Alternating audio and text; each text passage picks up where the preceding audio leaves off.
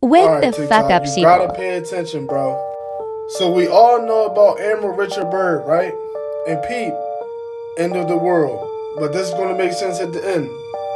So a lot of us already know, but if you don't know already, Admiral Richard Byrd was a person who went to Antarctica and found a so-called place called Agartha. Pay attention. These people inside the Hollow Earth have been living there for 2,500 years.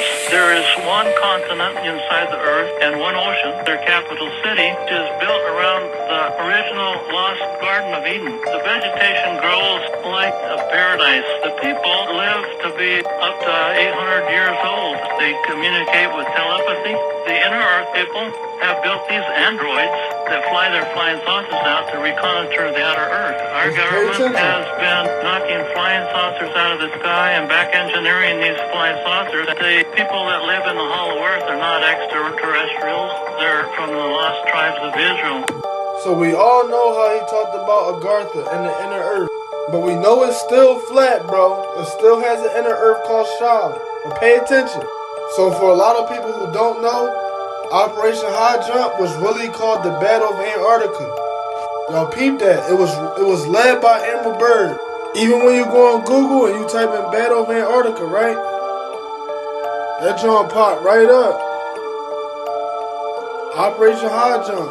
Basically, on their way to Antarctica, they had a war with UFOs and shit like that, as you just heard with the inner earth people, right?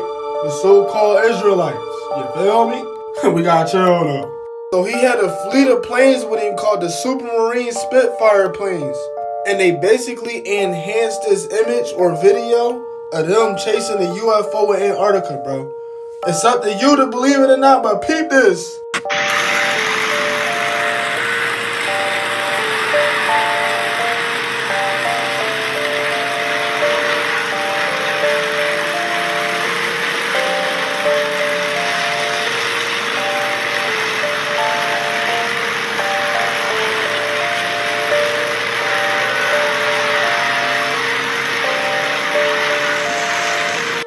I must say that Admiral Byrd, our guest tonight, is not only our greatest living explorer, but he's been an inspiration to countless Americans.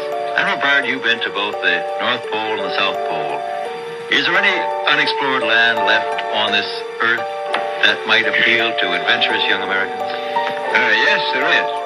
Yo, if you've been enjoying my content, bro, and you truly want to support me, bro, click on my link in my bio and just send $1 donation so we can continue to heat and wake the fuck up!